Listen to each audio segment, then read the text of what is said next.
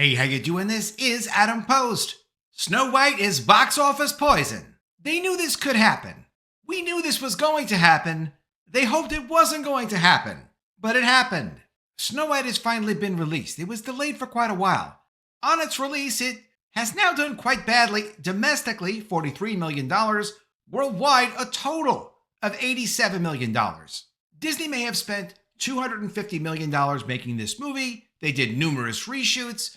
The cost of this is not really the point, because if you even just look at the delay, there are all kinds of hidden costs in this. Whatever they spent to make the movie, they had to finance that. If you tie money up in something, there's an opportunity cost that you lose. That cost them maybe another $30 million. The reshoots cost even more money. The damage to the Snow White brand, because Snow White in and of itself was a brand inside of Disney, has cost them more money. The loss of the Disney magic and how that affects their theme parks, merchandise, all their other brands, all their divisions, their streaming subscriptions, other films, everything has been tremendous. So you can't really add up the numbers and say, well, you know what? They spent $400 million with all the costs put in there, and that's how much they lost. This has damaged Disney fundamentally. When Disney does things like this, when they undermine their own brands and their own culture, people don't know what to expect from Disney anymore. But instead of an incredibly positive feeling that many of us used to have, we now have a negative feeling when we think of the word Disney or anything else associated with Disney. That cost is definitely in the billions of dollars. It's not a couple of $100 million. It's in the billions. Will this put them out of business? No. They're a very big company, and they really are very well financed. They can afford some massive losses. But hopefully they will get some leadership over there so this kind of thing doesn't happen again. From The Hollywood Reporter, box office Snow White limps to an alarming $43 million domestic opening, $87.3 million globally. And The Hollywood Reporter is constantly and always trying to support Disney, which does support the industry because Disney is a big part of the industry. That's why these access media places or media that wants to support the majors at any possible cost, give them a positive spin. That's why they do it. It is good for the industry overall to try to put out positivity. But even The Hollywood Reporter can't hide this. From the LA Times, which is not happy and likes to call a lot of people racist, Disney's Snow White opens with a lackluster $43 million amid controversies and poor reviews. And from The Economist, what the controversial new Snow White can teach Hollywood. Remakes are a riskier business than studios realize. Any movie is a risk. Remakes are a risk. And not every movie ought to be remade.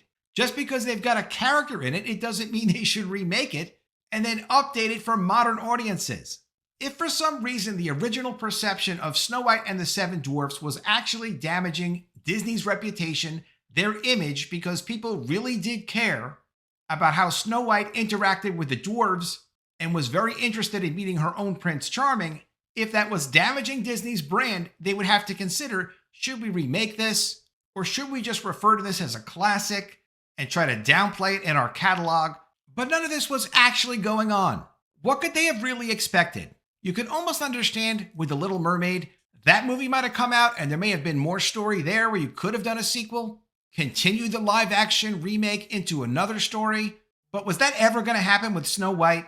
I can't see how that was ever a realistic option that they would think, yeah, we can do 2 Snow White movies, 3 Snow White movies. This could be an unlimited franchise for us. In the meantime, they waste their time owning massive animated franchises like Frozen and take forever to do a Frozen sequel. There's a massive lack of focus and prioritization with Disney's management. Maybe the new CEO can do a better job when they finally find one. From the Los Angeles Times, Disney's Snow White opens with a lackluster $43 million. It's more of a ho-hum than a hi-ho at the box office this weekend, as Disney's latest live-action remake, Snow White, arrived in theaters. Prior to its release, Snow White was projected to bring in $45 to $55 million this opening weekend, according to analyst and pre-sale ticket estimates, which still would have been really kind of a terrible number. But they somehow managed to do less than their targeted numbers. What Disney needed on this was more like $100 million domestic, another 100 or 100 million plus international, and they're nowhere near that number. The Snow White opening number is less than that of Tim Burton's reimagining of Dumbo in 2019, which went on to gross $353 million worldwide and was considered a disappointment. It's been a slow first quarter at the box office. So far, there's been a downturn compared with the results from last year, according to analysts. It's likely that the full first quarter box office numbers will finish lower compared with the same period a year ago. And those numbers were already significantly weaker than pre-pandemic norms. Quote, to say that the stakes for Snow White are only on Disney ignores the fact that this entire industry was expecting a better first quarter, according to Daniel Loria, Senior Vice President at the box office company, which tracks theatrical data. Quote, we really need to finish this month on the strongest note possible. Snow White faced a tough road to its opening weekend. The film was hit with what they call racist backlash, which was not racist backlash. There's no requirement to agree with casting decisions. You don't get to make the decision. The company making the movie gets to make the decision, but you get to decide if you like it or not. And this is what makes the left furious. They just do whatever they're told. If an authority tells them to do it, they do it.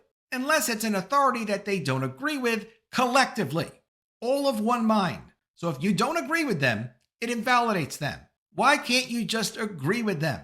Because they don't think for themselves. They don't even like what they say they like. Normal people don't want to live like that. So they call you racist or misogynist or against equity. They go on to say diehard fans criticized Rachel Ziegler for saying the new film would update tropes from the original 1937 animated movie, including the emphasis on Snow White's romance with Prince Charming. Well, there's no story if you take away the romance between Snow White and Prince Charming. And you can't update tropes. Tropes are core to what the story is. If you update the trope, it's like taking the engine out of a car, putting in a different engine and saying, look, it's the same car. Can't you see the outside of it? The answer is no. Even if it's the same color or it's got the same frame of the vehicle, when you change the engine, it's not the same vehicle. The film has also faced questions about its depiction of little people and its leading actors' viewpoints on the Israel-Hamas war in Gaza. Ziegler had been an outspoken advocate for Palestinians, while Gadot has voiced support for Israel, where she was born and where she was a member of the IDF. It's unclear how much the external controversy around the film factored into its opening weekend results.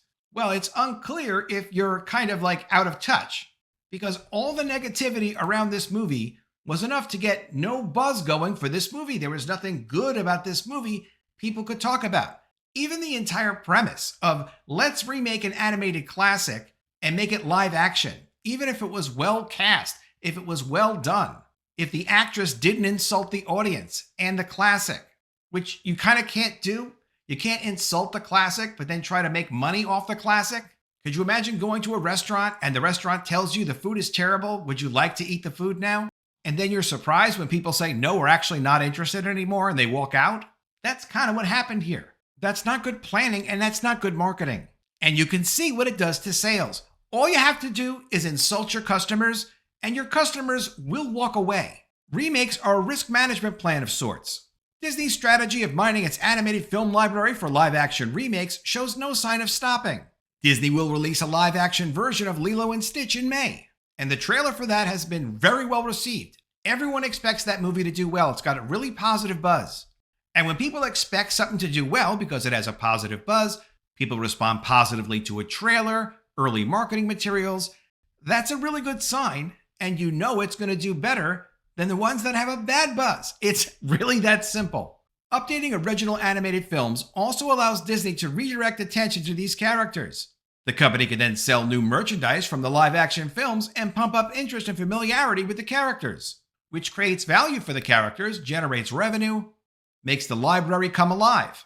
Put out a good movie like Deadpool and Wolverine and see interest in the earlier Deadpool and Wolverine movies increase. Increases the value of the characters. Having ongoing sequel-based characters is great. You have to do it properly, and you can't do a sequel of any kind that's disappointing to the audience that you're trying to sell the product to.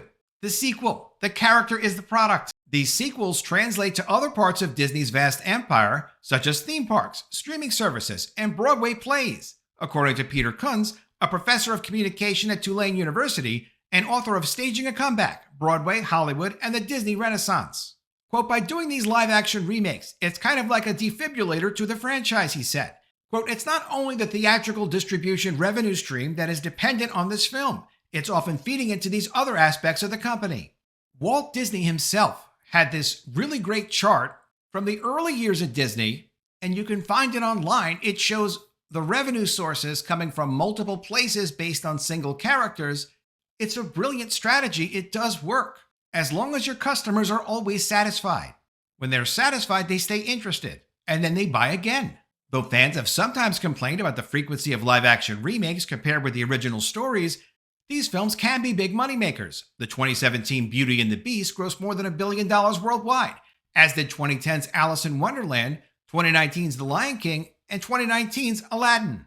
And even if opening weekend is slow, these films can have a longer tail with audiences. Snow White, for instance, is coming out at a time when many children will be on spring break, which means harried parents will be looking for things for their kids to do. I can't imagine that a lot of people on spring break are going to be going and saying, hey, let's go see Snow White. Now, younger children, maybe some, they may do some business, but this movie is dead. Last year's Mufasa The Lion King opened in December to a so-so $35 million domestically, but ended up grossing more than $717 million worldwide at the global box office. And that's because of very strong international numbers and very strong international interest. People in foreign countries like to see animals come alive in The Lion King.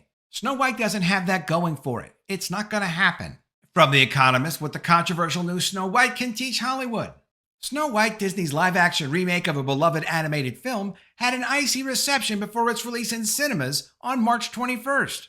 A trailer posted 3 months ago has earned just 60,000 likes and over 1 million dislikes. Quote, if I saw this movie on a plane, I would still walk out, grumbled one YouTube user. Quote, we thankfully have the technology nowadays to make the animation look worse than the original from 1937, according to another person. Among the remake's many sins are 7 in particular, the dwarves, who've been rendered with cheesy computer-generated imagery, CGI, after a fight over whether it was politically correct to have actors with dwarfism in the roles. How could Disney have not figured this part out? Disney had a really successful Pixar film called Coco.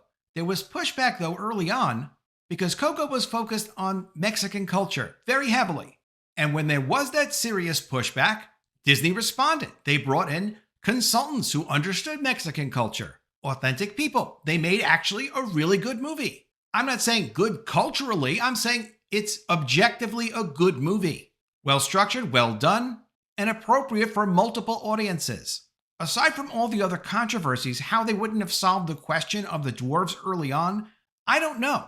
It also could have been a great way to back away from having to release this bomb and destroy themselves. They could have said, you know what, we're getting too much negative feedback from the dwarf issue with this movie, so we're going to shelve it until we figure it out. And then that could have also been like, all right, we never figure it out. It would have cost them a lot less money to do it that way. Ultimately, a remake is like going back to your favorite restaurant. You know what you expect, you know why you like it, and you know why it's your favorite. What's the essence of Snow White? What's the essence of Deadpool? Or the essence of Frozen? What's the key character all about? What in the character's journey would you want to see again? In what specific settings? Those are the questions they have to ask if they're going to make a remake of any kind. And then they need to find a way to get feedback from people who care about those characters. And when the feedback is good, do more of that. When the feedback is bad, do less of that. If you made a gigantic mistake, like casting Rachel Ziegler, and there's no way to fix that, you need to be able to cancel the project.